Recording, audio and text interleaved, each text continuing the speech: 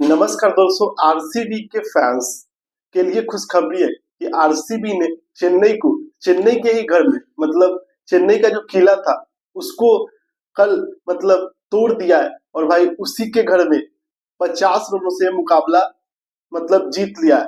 तो भाई पिछले साल भी आरसीबी ने सीएसके को हराया था और प्लेऑफ में जाने से रोका था। और इस साल भी आरसीबी पहला मुकाबले केकेआर को मतलब हराती है। और इस मुकाबले में तो भाई एक तरफा मुकाबले में बोल सकते हैं कि सीएसके को हराया नहीं है भाई, सीएसके को रौंदा है। भाई 50 रनों से मुकाबला जीता और लगातार 2 मैच जीत के भाई ये तो बता दिया है कि इस साल आरसीबी कुछ स्पेशल करने वाली है। आरसीबी के सारे जो लाइन है, चाहे बॉलिंग की बात करें चाहे हम बैटिंग की बात करें, सारे लाइन जो कि मतलब बोल सकते हैं एक तरह से कवर अप दिख रहा है। और भाई आइए अब मैच की बात कर लेते हैं कि कल के मैच में हुआ क्या। तो ऋतुराज कप्तान जो कि टॉस जीतते हैं और पहले फील्डिंग का फैसला करते हैं। और ये फैसला बिल्कुल बोल सकते हैं कि सही नहीं दिख रहा था, क्योंकि फिल साल्ट ताबड़तोड़ बल्लेबाजी करते हैं। भले ही उनकी पारी 32 रनों की थी, लेकिन वो 16 गेंद में पारी आई थी और ताबड़तोड़ बल्लेबाजी करते हैं। फिर स्पिन अटैक आता है और ऋतुराज गायकवाड़ का स्पिन अटैक फिर से छाता है। भाई नूर अहमद स्टंप करते हैं धोनी और भाई फिल साल्ट आउट हो जाते हैं। लेकिन उसके बाद देवदत्त पल्लिकल जो कि पिछले मुकाबले में नहीं चले थे, इस मुकाबले में भाई ताबड़तोड़ बल्लेबाजी करते हैं, दो शानदार छक्के जड़ते हैं। और भाई पल्लिकल विराट कोहली को थोड़ा समय लग रहा था, उनके शॉट्स नहीं दिख रहे थे, वो टच में नहीं दिख रहे थे, लेकिन पल्लिकल मतलब विराट कोहली को थोड़ा और समय देते हैं। विराट कोहली की पारी भले ही आज रनर अप पारी थी, 30 रनों की पारी, शायद 31 गेंद में या 31 रनों की पारी 30 गेंद में, इस तरह से कुछ आया था।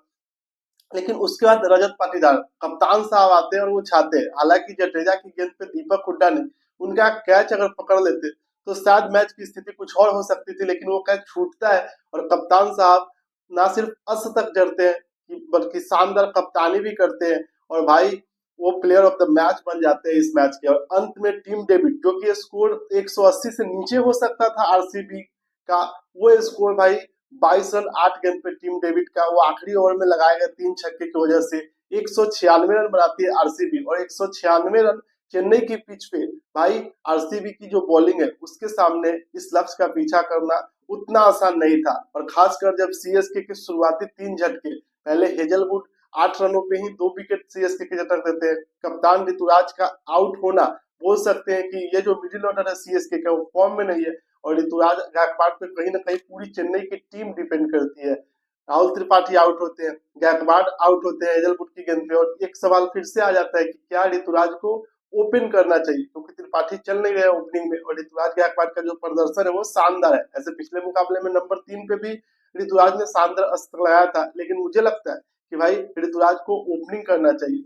आपको क्या लगता है, आप हमें कमेंट करके बता सकते हैं। उसके बाद चेन्नई की पारी एकदम मतलब डिरेल हो गई, कभी रास्ते पे आई ही नहीं। भुवनेश्वर कुमार दीपक हुड्डा को आउट करते हैं और बीच बीच में मतलब लगातार विकेट गिरता रहता है। लिविंगस्टन फिर सैम करन को आउट कर देते हैं और सैम करन मुझे लगता है कि उनको बाहर बैठा के चेन्नई को दूसरे बल्लेबाजों के रूप में सोचना चाहिए, क्योंकि सैम करन ना ही बॉलिंग से कुछ कर रहे हैं और ना ही भाई बैटिंग से कुछ कर रहे हैं। इससे चेन्नई जल्दी बदलाव करती नहीं है, लेकिन मुझे लगता है कि ये बदलाव बहुत ज्यादा जरूरी है।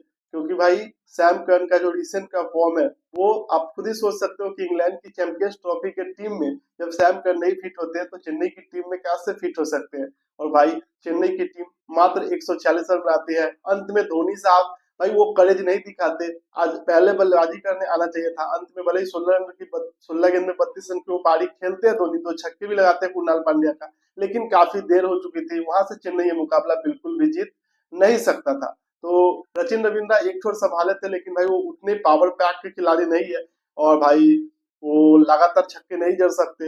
ये काम इस टीम में या तो धोनी कर सकते हैं या फिर भाई दीपक हुड्डा कर सकते हैं या फिर विजय शंकर जो बाहर बैठे हैं वो कर सकते हैं, शिवम दुबे कर सकते थे, लेकिन उनका भी रिसेंट का फॉर्म मुझे लगता है कि उस तरीके का नहीं है। और भाई चेन्नई ये मुकाबला लगभग 15 ओवर समाप्त होते होते हार चुकी थी और धोनी का आना बस एक तरह से बोले तो फैंस को खुश करने जैसा ही इस मैच में था, क्योंकि धोनी जिम्मेदारी वो जिम्मेदारी इस मैच में उठाना चाहिए था, जो कि भाई हम नहीं उठाए। लेकिन खैर धोनी का क्या सोचना है ये तो आने वाले वक्त में पता चलेगा। लेकिन फिलहाल 2008 के बाद आरसीबी ने 17 साल बाद ये मुकाबला जीता है।